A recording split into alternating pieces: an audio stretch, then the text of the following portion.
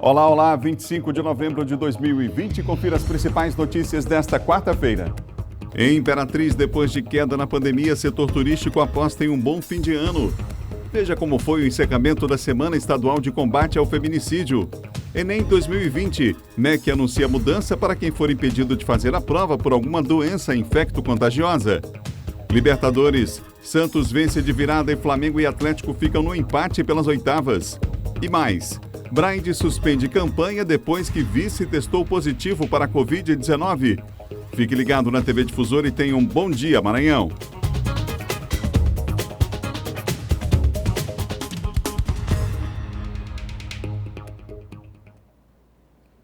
Olá, bom dia para você, uma ótima quarta-feira. Daqui a pouco aqui no estúdio do Bom Dia eu vou receber um prefeito eleito, reeleito por sinal, lá em Garapé Grande, prefeito Erlânio Xavier, vai estar com a gente daqui a pouco conversando sobre essa reeleição e sobre a FAMEM também, já que ele é presidente da Federação dos Municípios do Estado do Maranhão, tá bom? Daqui a pouquinho aqui no nosso Bom Dia.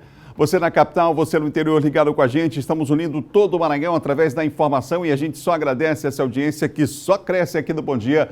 Obrigado mesmo você na capital e no interior ligado com a gente. Você vai lá nas nossas redes sociais, no Facebook em especial, e diz pra gente qual bairro que você está acompanhando o nosso Bom Dia, qual a cidade que você acompanha pelas redes sociais também, o nosso Bom Dia Maranhão, e a gente daqui a pouco faz o registro aqui, tá bom? A gente começa hoje atualizando os números da Covid-19 aqui no Maranhão e no Brasil. Aqui na tela, os números do último boletim epidemiológico divulgado pela Secretaria de Estado da Saúde, 191.721 casos confirmados. Desses, 184.602 recuperados. O número de casos ativos agora é 2.871. O total de óbitos, a gente sempre lamenta, claro, 4.248. Os novos casos registrados, 80 em São Luís, 51 em Imperatriz e 224 nas demais regiões, isso nas últimas 24 horas. Portanto, esse é o número oficial da Covid-19 aqui no estado do Maranhão. Já os dados divulgados pelo Ministério da Saúde apontam que o Brasil ultrapassou a marca de 170 mil mortes pela doença, infelizmente. A taxa de letalidade, gente, voltou a subir, está em 2,8%. Já a taxa de transmissão é de 1,30, ou seja, a cada 100 pessoas contaminadas, elas transmitem ou podem transmitir o vírus para outras 130 pessoas. Mesma taxa aí que foi alcançada lá no mês de maio, hein?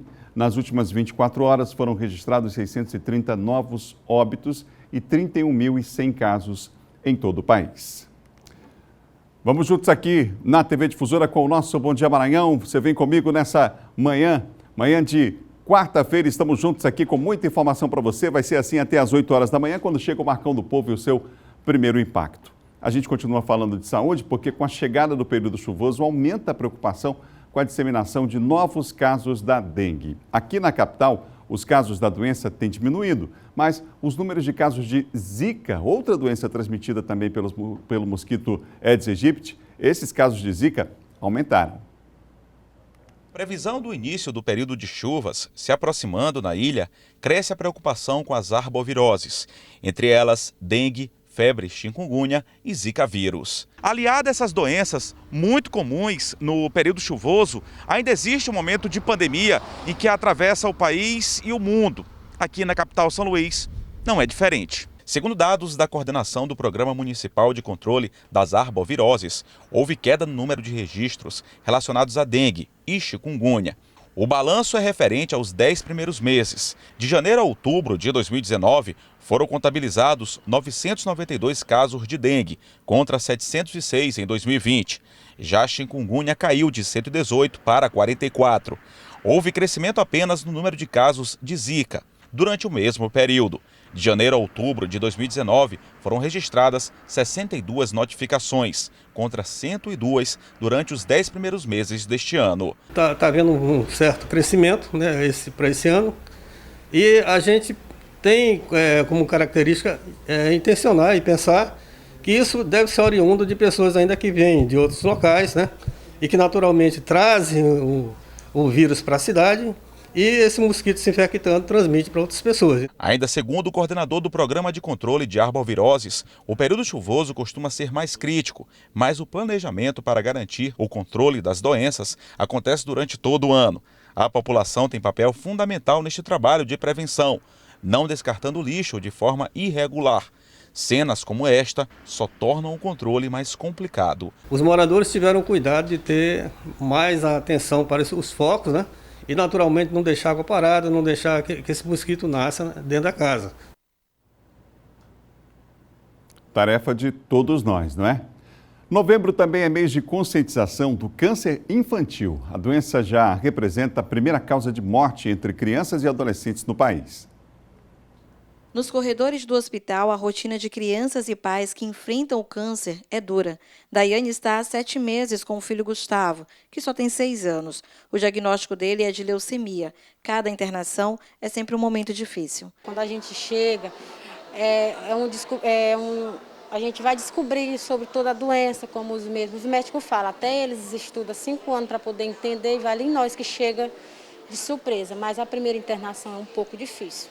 Nas crianças, o aparecimento dos tumores está relacionado ao processo de crescimento. O tumor infantil está relacionado com alta divisão celular, diferente do adulto, que são pelo envelhecimento da célula. Então, como as crianças estão em crescimento, existe uma proliferação celular em todos os tecidos e, em algum momento, pode acontecer que uma das células doentes comece a se desenvolver rapidamente, provocando esse tipo de doença. De acordo com o Instituto Nacional do Câncer, o INCA, dos anos de 2020 a 2022, o Brasil deve registrar 8.460 novos casos de câncer infanto-juvenil. Já no Maranhão, os especialistas apontam que esta escala vai de 99 a 190 novos casos, o que dá uma média de 100 diagnósticos todos os anos. A previsão do INCA para o estado é de 280 novos casos no triênio. No cenário nacional, os meninos são a maioria, 4.310 contra 4.150 novos casos nas meninas. O tipo com maior incidência é a leucemia, felizmente com boas chances de cura. O importante no câncer infantil é o diagnóstico precoce, é a gente conseguir diagnosticar o quanto antes, para tratar o quanto antes, para ter melhores resultados no tratamento. Então, febre de origem indeterminada, por tempo prolongado, sem identificar de onde vem essa febre, dores pelo corpo, sinais de sangramento, alterações motoras, tudo isso a gente deve pensar que pode ser alguma coisa mais grave, um câncer infantil. O diagnóstico precoce é a principal mensagem aos pais e profissionais da saúde nas ações deste mês de novembro, dedicado ao combate ao câncer infantil. Para a Daiane, além dos cuidados médicos, ela conta também com a fé, para que o Gustavo entre em outra estatística, a de crianças curadas do câncer no Maranhão. Mas a fé de uma mãe, como todos falam, uma fé de uma mãe move montanha e a minha vai mover, porque meu filho está curado. Ele está só cumprindo o tratamento dele. O Ministério da Educação anunciou que candidatos que forem diagnosticados por alguma doença infecto-contagiosa, eles podem ter uma nova chance no Enem, o Exame Nacional do Ensino Médio. A gente vai saber os detalhes com Eduardo Bueno sobre essa determinação agora do Ministério da Educação em relação a essas pessoas. Bueno, bom dia. Oi, bom dia para você, bom dia a todos. Quem fez esse anúncio foi o presidente do INEP, Camilo Mussi, durante uma entrevista. Ele disse que os candidatos que forem diagnosticados com alguma doença infecto-contagiosa podem entrar em contato pelo telefone 0800 61 6161 ou também entrar em contato aí com os canais de atendimento do INEP. Também vai ser disponibilizado para esses candidatos uma aba, um espaço na central de inscrições, no site digital, na internet, para que eles anexem um laudo médico que comprove, então, essas doenças. Aqui a gente tem uma lista de doenças que, além da Covid-19, também estão incluídas nesse edital, como, por exemplo, a coqueluche, a difteria, a doença invasiva, doença meningocócica, outras meningites, a varíola, influenza A, influenza B, poliomielite por vírus selvagem, sarampo, rubéola e varicela. Então, quem tiver alguma dessas doenças, incluindo a Covid-19, vai poder anexar um laudo lá no ambiente de inscrição, no site do INEP, onde esse candidato se inscreveu para o Enem 2021. Na verdade, é 2020, mas vai ser realizado entre os dias 23 e 24 de fevereiro. Só lembrando que para aqueles candidatos que já têm necessidades especiais e que são, por exemplo, do grupo de risco para a Covid-19, eles já informaram lá no ambiente e, por isso, vão receber um atendimento diferenciado no momento da realização das provas. O INEP também informou que no dia da realização das provas, que são os dias 17 e 24 de janeiro para as provas impressas e para as provas digitais 31 de janeiro e 7 de fevereiro, eles informaram o seguinte, que nessas datas as salas vão funcionar com 50% da capacidade. Isso significa dizer o quê? Que somente 50% dos candidatos vão ser submetidos em cada sala, então vai ser redistribuída a quantidade de candidatos por sala. Os candidatos só poderão ter acesso às escolas para fazer a prova de máscara. A máscara passa a ser, então, o item obrigatório. Só corrigindo uma informação, a reaplicação das provas, então, para quem estiver com algum tipo de doença infecto-contagiosa nos dias 17 e 24 de fevereiro, vai ser, então, no dia 23 e 24 de fevereiro. E os resultados, então, saem no dia 29 de março. Então, repetindo, a data das provas impressas é dia 17 e 24 de janeiro e a prova digital 31 e 7 de fevereiro. Quem nessas datas tiver com alguma doença infecto-contagiosa tem uma nova data para reaplicação, que são os dias 23 e 24 de fevereiro. Então, é obrigatório o uso de máscara. Essa medida já foi anunciada pelo MEC desde o início da pandemia, desde quando foram remarcadas as provas. Também informaram que vão ter nos locais de aplicação álcool em gel disponível para quem for ser submetido ao exame. Enfim, os 5,7 milhões de inscritos para o Enem vão ter aí todas as medidas sanitárias para que com segurança consigam participar dessas provas. Lá no local também tem uma novidade, vai ser permitido que os alunos, por exemplo, comam, bebam, como você já sabe, tradicionalmente os candidatos acabam levando alguma comida por conta da duração da prova, mas somente nesse momento é que vai ser permitido que eles retirem as máscaras. A máscara, item obrigatório durante toda a prova. Viu, Adalberto? Eu volto ao estúdio com você. Obrigado, Bueno, pelas informações. Mudanças aí no Exame Nacional do Ensino Médio Enem 2020. Depois de amargar uma queda considerável por conta, claro, da pandemia, o setor de turismo espera, nesse fim de ano já, retomar as vendas. Em Imperatriz, muitas agências apostam nessa retomada.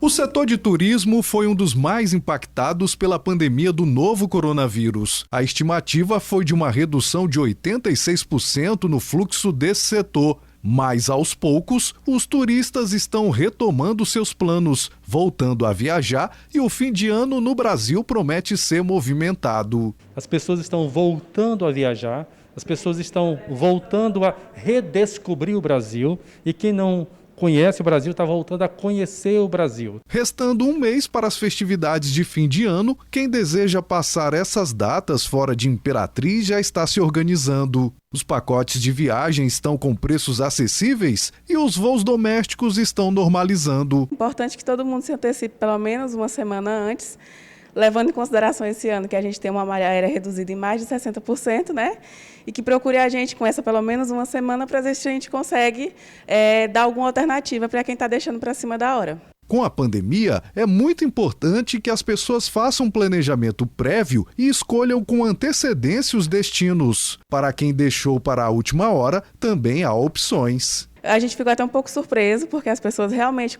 voltaram a procurar as viagens, até supera as expectativas que nós tínhamos por conta da pandemia, mas a gente está muito positivo e tem saído bastante, sim, principalmente o litoral nordeste, como todos os anos. Com a retomada do setor turístico e a expectativa de um bom movimento para esse final de ano, a partir do dia 2 de dezembro, a cidade de Imperatriz vai ter de volta todos os voos que deixam ou chegam à cidade.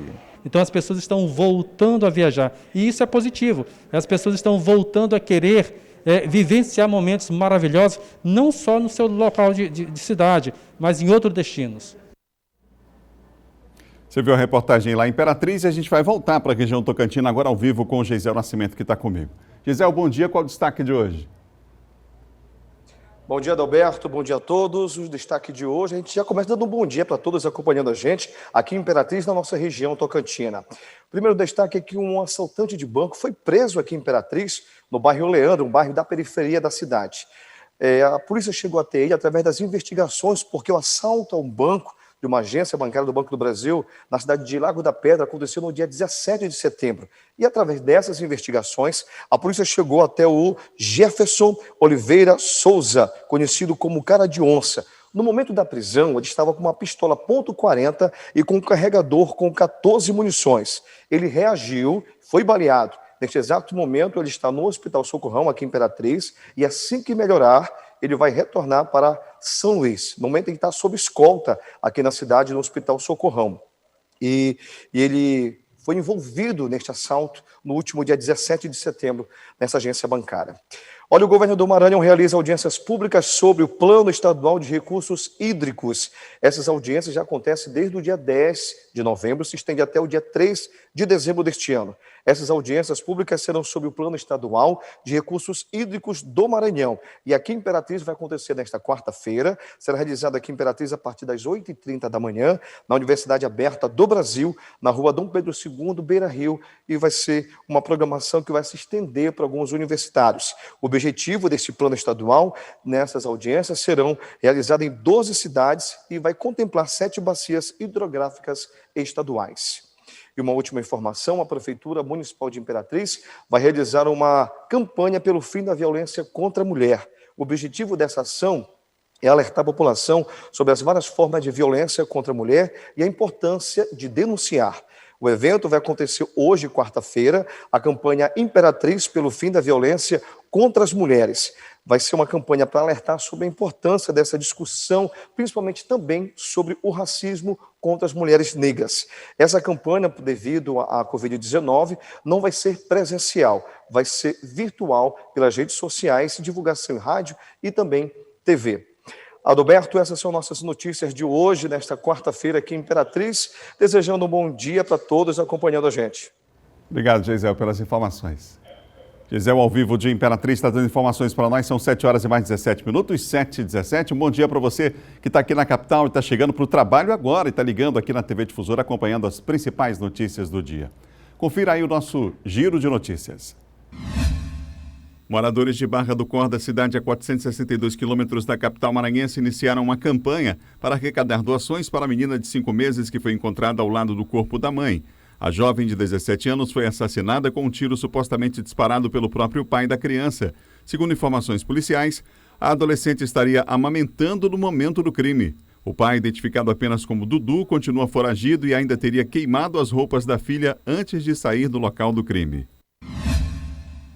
A Universidade Estadual do Maranhão, por meio do Núcleo de Tecnologias para a Educação, está com inscrições abertas até 2 de dezembro para a seleção de estudantes para o curso de formação inicial e continuada de assistente administrativo. O curso faz parte do Programa Nacional de Acesso ao Ensino Técnico e Emprego, do qual a UEMA é parceira em diversas iniciativas. As inscrições acontecem no período de 21 de novembro a 2 de dezembro pelo site seletivos.emanet.ema.br. O Natal se aproxima e com a chegada dele também o início da campanha de solidariedade Papai Noel dos Correios. Em função da pandemia, este ano a estatal promoveu adaptações para assegurar a realização com segurança de um dos maiores projetos sociais do país. As principais mudanças foram no recebimento das cartinhas, que ocorre agora prioritariamente de forma virtual, e na adoção dos pedidos das crianças, que será 100% online e digital por meio do blog do Papai Noel nos Correios. No próximo bloco, o Silva Alves atualiza os principais assuntos da área de segurança. E veja também os gols das oitavas de final da Libertadores da América. A gente volta já depois do intervalo. Imagens ao vivo a gente tem da Avenida Beira-Mar aqui na capital maranhense. Olha só que bela imagem para inspirar você aí para levantar aí para essa quarta-feira que já começou, hein? Vamos lá, a gente volta já já.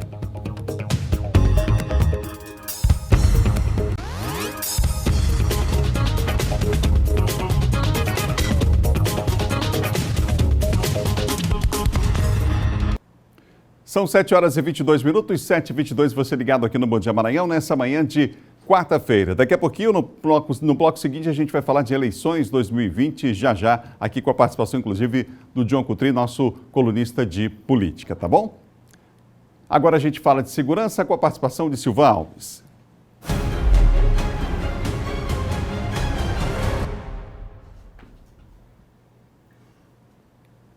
Está comigo o Silvão Alves aqui do estúdio, ele que acabou de fazer a sua corrida matinal, né? Menos de quantos metros aqui? Acho que 5 metros. Bom dia, Silvão.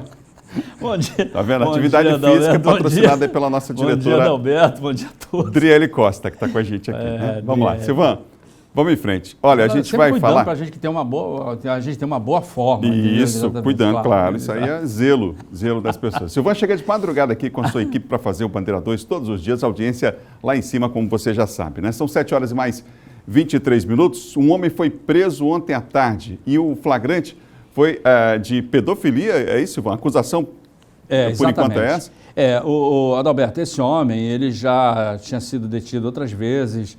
Inclusive, há tempos atrás ele foi flagrado dentro do ônibus da linha do Vinhais, mostrando a genitália para as pessoas, para os passageiros. E ontem, uma adolescente, né, aqui na região central da cidade, passava e ele novamente estava praticando gestos obscenos para essa adolescente. Ela pediu ajuda, de imediato a polícia foi lá, foi feita a prisão dele, ele foi levado, como era o caso, o gesto, o ato obsceno foi praticado contra uma adolescente. Foi no centro? Foi no centro, na região central da cidade. Ele foi preso pela Polícia Militar e foi apresentado na DPCA, Delegacia de Proteção à Criança e ao Adolescente. Lá foi feito o procedimento e ele foi encaminhado para o Complexo Penitenciário São Luís. Ele alega que tem problema de saúde e coisa e tal, talvez por isso das outras vezes não tenha sido feito o procedimento contra ele, que ele já foi conduzido outras vezes para a delegacia. Teve sorte que o pessoal já estava revoltado, já tinha muita gente, juntou muita gente,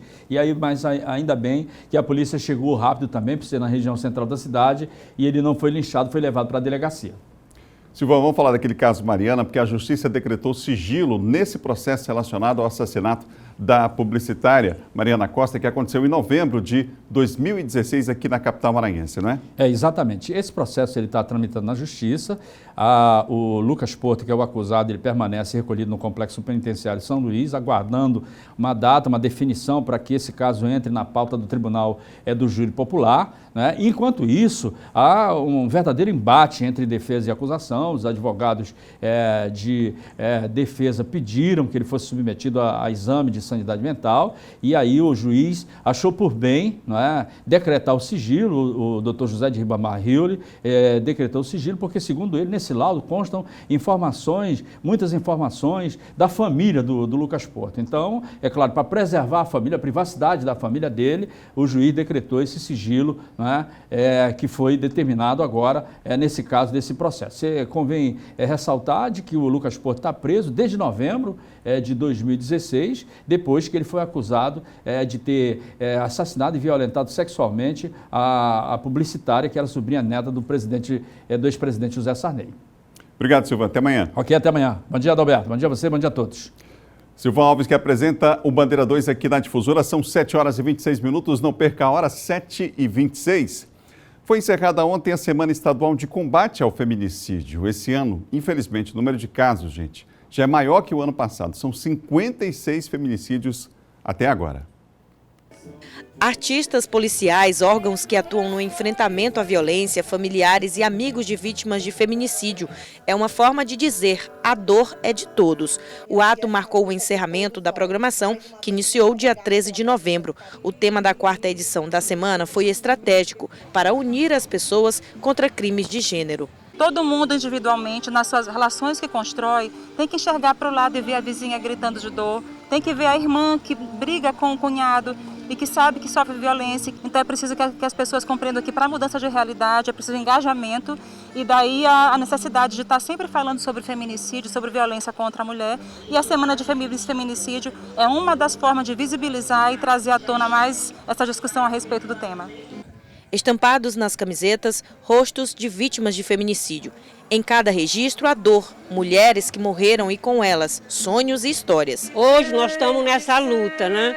Estamos lutando para ver se esse número de violências mudam. A nossa esperança é de um dia ligar a televisão, abrir os jornais e não ver nenhum tipo de violência, nem contra as mulheres, nem contra os idosos, nem contra as crianças, nenhum tipo de violência.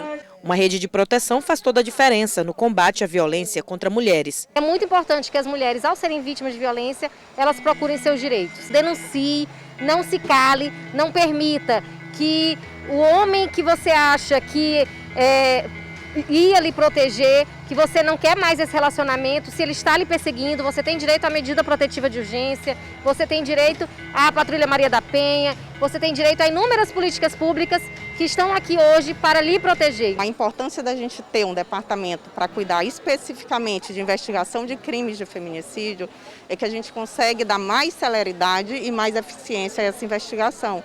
Com isso, a gente consegue também prender de forma mais rápida os responsáveis por esses crimes, passando para os familiares das vítimas a sensação de justiça. 300 pessoas participaram diretamente da edição deste ano. O ato show de encerramento é apenas mais uma etapa de uma luta constante.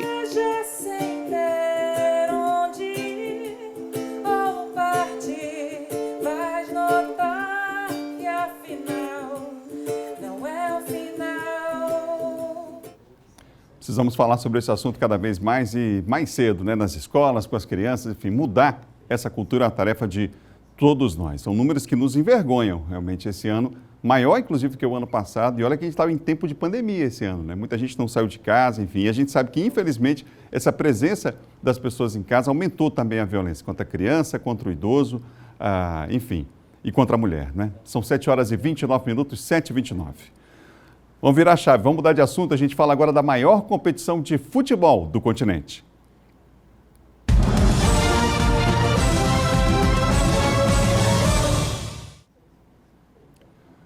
Vamos falar de Libertadores da América porque deu empate o primeiro confronto entre Flamengo e Racing da Argentina pelas oitavas de final da Libertadores. Vamos ver. Os argentinos começaram um duelo em Buenos Aires a 1000 por hora, abriram o placar aos 12 do primeiro tempo com esse gol de Fertoli. O ímpeto dos mandantes foi logo freado pelos rubro-negros, que empataram 2 minutos depois com Gabigol. O rubro-negro carioca apresentou muitas falhas defensivas, porém teve algumas oportunidades quando conseguiu colocar a bola no chão. O Racing, por sua vez, pressionou, apostou em uma marcação forte e teve 2 gols corretamente anulados pela arbitragem. O Flamengo também teve um gol anulado. O time rubro-negro da Gávea ainda teve uma expulsão aos 36 minutos do segundo tempo, mas a partida ficou mesmo no 1-1. Sem compromissos no fim de semana, o Flamengo tem um tempo livre até o reencontro com o rival argentino. Na próxima terça-feira, as equipes voltam a se enfrentar, às 21h30 no Maracanã. Mais uma vez com transmissão aqui do SBT, transmissão da TV Difusora, hein? São 7h30, 7h30. Também deu empate no outro confronto entre brasileiros e argentinos. Vamos ver? Os gols saíram só no segundo tempo. Bissoli marcou para o Atlético Paranaense, mas no finalzinho, Paulo Dias empatou para o River Plate após expulsão, inclusive, do Reinaldo. Portanto, empate em mais um confronto entre brasileiros e argentinos na Libertadores da América. Dessa vez, o Atlético Paranaense contra a equipe do River Plate da Argentina. O Santos foi o único brasileiro que venceu ontem pelas oitavas da Libertadores. Vamos ver? O time paulista bateu a Liga de Quito por 2-1. Júlio marcou para o time equatoriano, que saiu na frente, e o Santos empatou com Soteldo e depois virou com o Mário Sérgio. Vitória importante aí do Santos pela Libertadores da América. Estamos nas oitavas de final, o Santos aí conseguindo um importante resultado do time paulista na Libertadores, que você acompanha aqui no SBT. Arrancada aí, ó. E o Santos conseguiu resultado importante de virada, hein? De virada ontem esse resultado do Santos em cima da equipe equatoriana.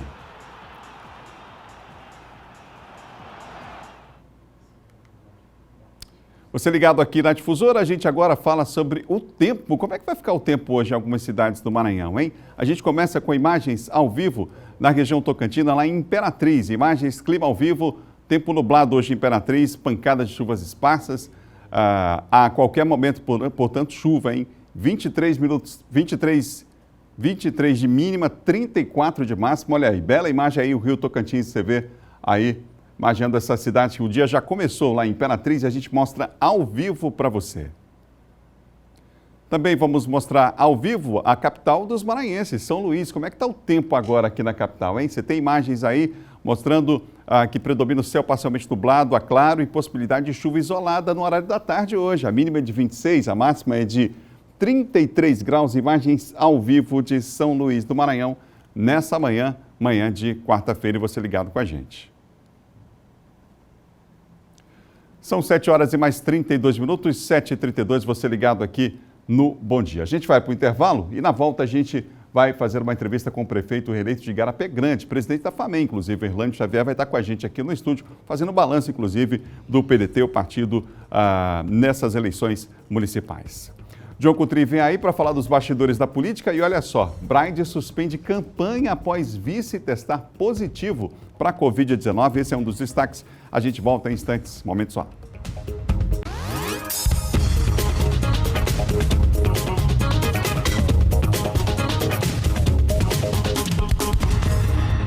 Estamos de volta aqui com o Bom Dia Maranhão, são 7 horas e 36 minutos. De volta agora vamos à região dos Cocais ao vivo. Vamos para Caxias com a Raquel Souza. Ô Raquel, qual o destaque de hoje? Bom dia para você, boa quarta-feira para todo mundo aí.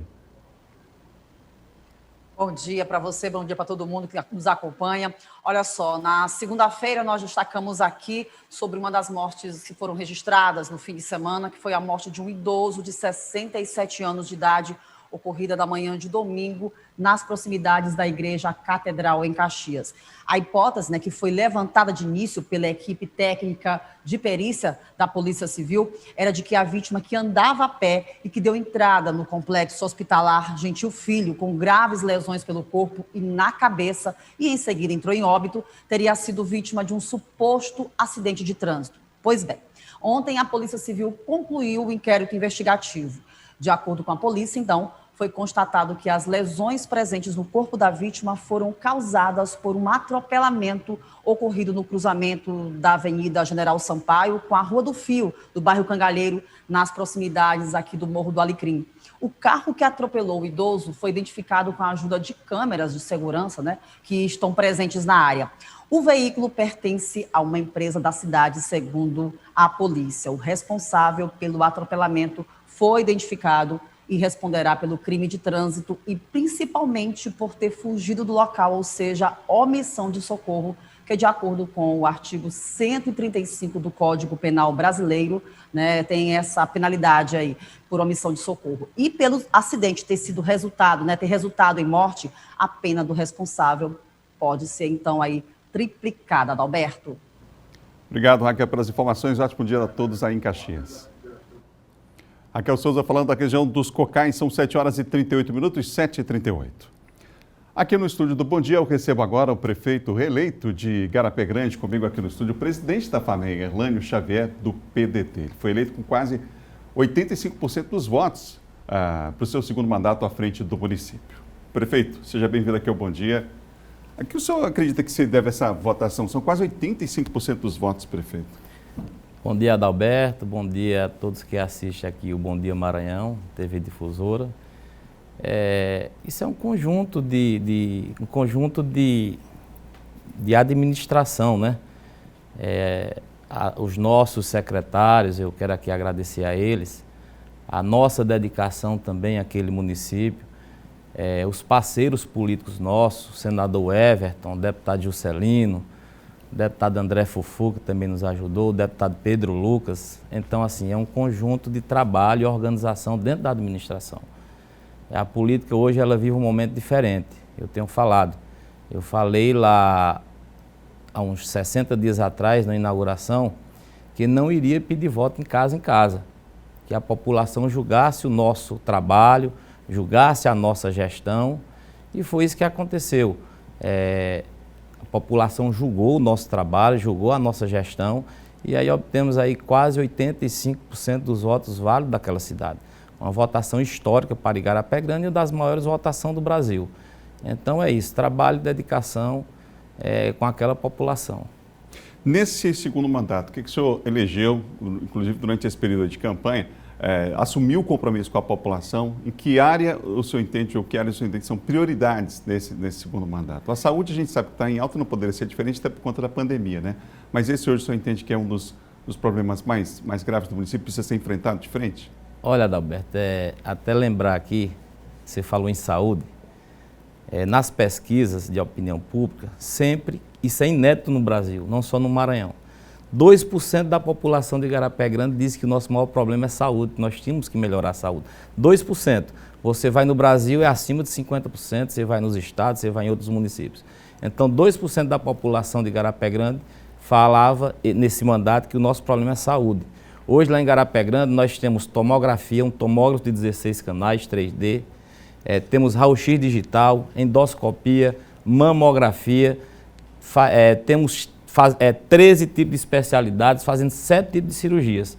Onde eu recebi um hospital em janeiro de 2017, fechado pelo Ministério Público, e reformamos, fizemos a terceira ampliação, reformamos, ampliamos, era 20 leitos, passamos para 32 leitos. Agora, nesse segundo mandato, uma das prioridades vai ser saneamento básico. Saneamento básico, urbanização da cidade e ainda avançar mais ainda na educação.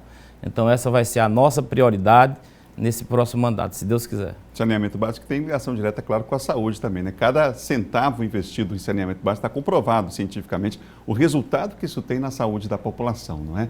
O senhor fala sobre a urbanização da cidade. O que foi possível fazer aí nesses 4 anos que passaram nessa área e o que o senhor projeta para os próximos anos aí? Olha, nós fizemos uma praça no centro da cidade que ela serve de referência hoje, não só para Igarapé Grande, para toda a região do Mearim. Você chega em Igarapé Grande hoje, várias famílias da região, de Poção de Pedra, Bernardo, Lago dos Rodrigues, Lago do Junco, ela leva suas famílias, seus filhos lá para Igarapé Grande, lá para estar na praça, para passear, para estar no lazer com a sua família. Nós fizemos praças em alguns povoados. Igarapé Grande tem 8 povoados, nós asfaltamos 7 povoados de Igarapé Grande, estamos ligando agora o 6º povoado à sede, dando qualidade de vida para aquela população. Em quase 4 anos de gestão, foram investidos quase 25 milhões de reais em pavimentação asfáltica, recapeando toda a sede do nosso município. Todas as ruas foram recapeadas e sinalizadas. Então, nessa próxima gestão, nós vamos fazer sim, urbanização, urbanizar a cidade, fazer pista de caminhada, fazer uma praça de evento, onde há um investimento de quase 5 milhões de reais. Vamos licitar ela agora, essa praça, onde ela vai ter 3 quadras, com auditório, pista de caminhada, pista de skate, pista para bicicleta, para dar mais qualidade de vida à nossa juventude. Prefeito, agora vamos voltar para a questão política, porque o PDT foi o partido que mais prefeitos fez no Estado, né? Os números mostram isso. Isso é fruto de um trabalho feito realmente pensando no Estado, ou seja, são várias regiões aí, porque a gente sabe que às vezes isso é concentrado na capital, né? Mas para um partido crescer assim, precisa realmente de um trabalho que seja feito no Estado inteiro. Há de fato hoje essa preocupação, o senhor enxerga dessa forma? Sim. O nosso partido ele é liderado pelo senador Everton, que tem feito um grande trabalho lá no Senado, em defesa dos municípios. E no PDT, nós trabalhamos dialogando, chamando os prefeitos que são do partido para conversar, trocar experiência, conversando, visitando as cidades, levando os prefeitos a Brasília, lá junto à Câmara Federal, que tem dado um suporte muito grande aos municípios. Eu tenho aqui, não posso deixar de registrar e deixar aqui o nosso agradecimento a todos os 18 deputados federais e também aos 3 senadores que têm dado um suporte muito grande. Mas o PDT é isso aí, Adalberto. O PDT passou de 30 para 42 prefeitos. E vários prefeitos aliados, né? Muitos queriam vir para o PDT naquele momento, mas como eram de partidos aliados, ficaram lá no DEM, no PTB, no PSB, no próprio PCdoB do nosso líder e governador Flávio Dino. Então o PDT cresceu muito no interior e vai crescer mais ainda. O PDT tem um projeto para o Maranhão. Presidente, sobre a sua direção na FAMEM, a gente teve um período, claro, do país inteiro, muito complicado, de pandemia. E a gente viu o apoio que a Federação dos Municípios deu, por exemplo, aos prefeitos, né, às prefeituras, nesse período. O senhor entende que isso foi importante, fundamental para esses resultados que o Maranhão teve? Os prefeitos avaliam dessa forma também, que hoje eles têm esse apoio, essa sustentação? Eu lembro que, inclusive, essa foi uma das bandeiras quando o seu nome foi indicado ali naquele momento por um grupo para assumir a entidade. Verdade. Hoje os prefeitos, eles sabem que são bem representados. Eles sabem que realmente a federação funciona de verdade como é para funcionar. A federação hoje, ela acolhe os prefeitos do Maranhão, ela tem uma casa, nós prometemos no período da nossa pré-campanha, a Federação dos Municípios, que abrimos uma casa de apoio em Brasília. Em abril nós inauguramos lá essa casa com a presença de 184 prefeitos e prefeitas. Lá são várias suítes, lá tem secretária, lá tem 2 carros à disposição dos prefeitos, com motorista. O prefeito chega no aeroporto, se ele vai na FAMEM, se ele vai lá na direção e ele agenda que está chegando em Brasília, tem um carro esperando com motorista, tem o pessoal na casa para dar apoio, para acompanhar até os ministérios. A FAMEM hoje ela dá assistência, fizemos aí mais de 40 cursos de especialidade em todas as áreas. Quero aqui agradecer a nossa equipe da FAMEM. Hoje temos aqui também 2 carros à disposição daqueles prefeitos que vêm do sul, da região Tocantina, que vêm de avião, que vêm de ônibus. Quando chega aqui em São Luís, se ele agendar também, ele tem esse carro à disposição. E, Adalberto, eu quero só aqui lembrar que outra promessa nossa de campanha na FAMEM era de construir a sede própria. E não construímos porque, por causa da pandemia, nós tínhamos em caixa quase R$1.200.000 naquele momento já para começar a construir a nossa sede. E aí veio essa pandemia, e aí quando se trata de vida, a gente não pode medir esforços, não tem hora, não tem dia, e pegamos esse recurso e investimos em EPIs. Naquele momento os municípios tinham recurso em caixa, mas não tinha nem como comprar esses EPIs. Vocês sabem que o álcool em gel sumiu, máscara, touca, todo o material de EPI ele deu um sumiço no Brasil e no mundo. E naquele momento a FAMEM tinha feito um contrato com algumas empresas e comprou aqueles EPI não para atender a população do estado, porque não tinha como, mas para atender os profissionais de saúde dos municípios. Você chegava em alguns hospitais municipais, não tinha um álcool em gel, porque não tinha de comprar, não achava no mercado. E a FAMEM prontamente distribuiu mais de 4.000 caixas de álcool em gel, um kit completo, todo o kit de EPI. A FAMEM, nós fizemos 3 distribuições, mais de 10.000 cestas básicas para aqueles municípios mais atingidos naquele momento também pela enchente. Em parceria também, não posso deixar de lembrar mais uma vez, o senador Everton conseguiu 7.000 cestas básicas naquele momento, e alguns empresários e amigos começaram a fazer doação para a FAMEM, e a FAMEM estava lá atendendo os municípios. Então, nesses quase 2 anos de gestão da FAMEM, os prefeitos sabem que realmente tiveram assistência da melhor maneira ali através da FAMEM. Nós sempre lutando ali, indo no Ministério Público, conversando com o Procurador-Geral na época, o Dr. Luiz Gonzaga, uma parceria importante. Já tivemos conversando também agora com o Dr. Nicolau, o novo Procurador-Geral, para essa parceria continuar, sempre dialogando, prefeito e Ministério Público, prefeito e promotor, porque o importante é a gente cuidar da nossa cidade, cuidar do nosso povo. Prefeito Erlando Xavier, do PDT, obrigado pela entrevista aqui no Bom Dia Maranhão. Eu que agradeço, Adalberto. Vamos falar agora de eleições 2020 aqui na capital.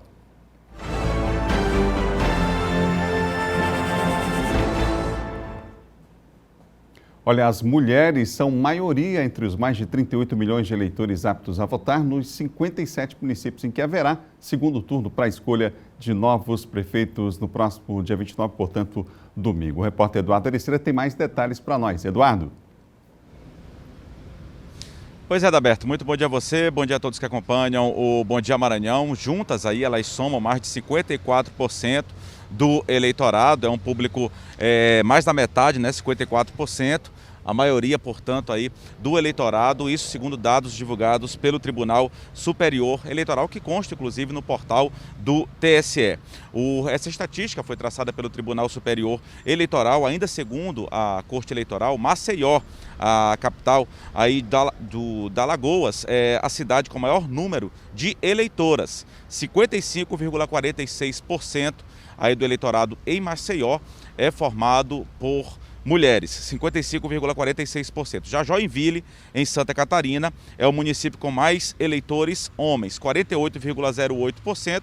É quase metade também, mas o eleitorado feminino é maior também em Joinville. Isso se comparado aos municípios que vão acontecer aí o segundo turno das eleições. Vamos falar de outro dado interessante também, Adalberto, que é a questão da escolaridade. É um dado sempre importante a gente repassar aos nossos telespectadores. Segundo o perfil do eleitorado, e aí envolve inclusive a capital maranhense, capital São Luís, a capital aqui do estado do Maranhão, que vai haver segundo turno. Entre o eleitorado que completou o ensino médio, 32,05% aí entre as cidades que vai acontecer o segundo turno das eleições já completou o ensino médio. quer dizer, nem da metade, né, dos eleitores aí completaram entre os 57 municípios em que vão acontecer aí as eleições de segundo turno. A capital maranhense, São Luís, soma aí os eleitores que completaram o ensino médio. Esse grau de instrução é a maior entre essas 57 cidades brasileiras. Um dado, de certa forma, positivo, né? 42,78% dos eleitores aqui da capital maranhense já concluíram o ensino médio. A capital do Espírito Santo, Vitória, vai ter também segundo turno, tem o maior número de eleitores com nível superior completo. Aí não é ensino médio, é ensino superior completo. 31% do eleitorado lá de Vitória, no Espírito Santo, já completou o ensino médio. Na região Nordeste, concentra maior número de cidades aí que vai haver segundo turno. São 18 capitais ao todo no Nordeste, além de São Luís, Maceió, Fortaleza, João Pessoa, Recife, Teresina e Aracaju, vai haver segundo turno. Na sequência vem municípios aí, cidades na região Norte, Rio Branco, Manaus, Belém, Porto Velho e Boa Vista, também todos capitais. Na sequência Sudeste, vai haver segundo turno em Vitória, Rio de Janeiro e também na capital São Paulo. No Centro-Oeste, nas capitais Cuiabá e Goiânia, capital aí do Mato Grosso e Goiás, e na região Sul, apenas um estado, uma capital vai haver segundo turno, que é justamente Porto Alegre, capital do Rio Grande do Sul. A gente volta com você, Adalberto Melo, desejando uma ótima quarta-feira a todos. Obrigado, Eduardo. Boa quarta-feira para você também. São 7 horas e mais 52 minutos, 7h52. A gente fala de política agora com a participação do nosso colunista John Coutrin.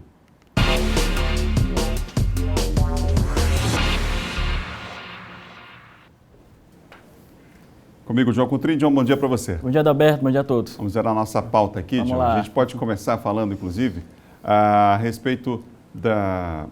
Vamos começar falando do Pride, porque, né, a campanha está suspensa por conta da vice, que foi identificada aí com o Covid-19. Ele deve ter feito o teste, também deve sair o resultado aí nas próximas horas, né, João? Isso, exatamente, Adalberto. A candidata Ismênia Miranda, que é a vice, né, na chapa do candidato Eduardo Brade, ela foi diagnosticada ontem, né, já no período da tarde, com a Covid-19. Ela fez um teste, com certeza sentiu alguma coisa, mal-estar, e fez o teste, Adalberto. Não é isso, o teste é o outro. E aí, isso aí, no caso, é o neto, falando, que também teve contato com ela.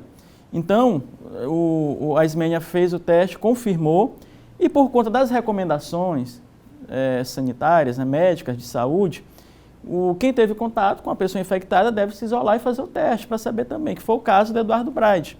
Eduardo Brade, óbvio, que a companheira de chapa dele é a Ismênia, é claro que ele tem contato com ela todo dia, Adalberto. Então, tanto ele quanto outras lideranças que estão aí no dia a dia, no corpo a corpo, com a população na rua. Então, Eduardo Brade, por prudência, não é? E atendendo às medidas sanitárias de saúde, ele suspendeu, paralisou todas as atividades de campanha dele ontem e já fez o teste do Covid-19. Esse teste deve sair agora pela manhã, né? O teste do candidato Eduardo Brade sai agora pela manhã e, claro, vamos aguardar o resultado. A gente torce, Adalberto, aqui fica a torcida para que ele não seja confirmado, não teste positivo para a Covid-19. Depois ele participe do restante da campanha. Independente da campanha, é uma questão de humanidade. De humanidade, né? também, então... exato. Questão de saúde, não é? Sim. E também participe também dos debates que estão postos aí. Reta final de campanha, quer queiramos ou não, assim, não dá para separar também uma coisa da outra. Há sim uma influência nessa reta final. O ideal seria que os dois pudessem, né, estar aí frente a frente, participando das atividades normalmente. Né, exatamente. Então, no caso, aquele que a gente mostrou no começo é o Neto Evangelista, que também teve contato com a vice, a Ismênia Miranda. E fez aquela nota que a gente fez aquela aqui, nota. Né? O Neto, ele, portanto, também se isolou, fez os exames ontem, o Neto Evangelista, que apoia o candidato Eduardo Brade, que teve contato com a Ismênia também. A vice do Eduardo Brade está contaminada, infectada pelo Covid-19. Aí ele fala, né, respeito à saúde, todos os compromissos dele estão suspensos até a confirmação desse exame. É importante, Adalberto, isso, né, até para não colocar...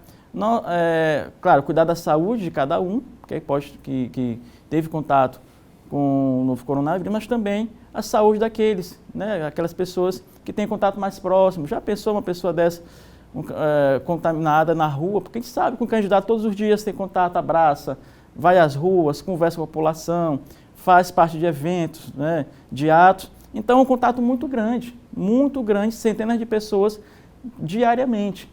Então, é uma atitude correta aí do candidato Eduardo Brade, nesse momento, né, o mais importante é a vida das pessoas, do que qualquer campanha, Adalberto, né, é saúde pública mais importante. Então vamos aguardar hoje, eu creio que até no período da manhã agora já sai o resultado, e o candidato Eduardo Braga deve estar divulgando nas redes sociais aí qual será, portanto, esse resultado e qual será, portanto, Adalberto, dessa forma, as medidas a ser tomadas. Se testar positivo, claro, fará a campanha ficará em casa e a campanha continuará nas ruas, tem também redes sociais, né, para ele se comunicar com o eleitorado.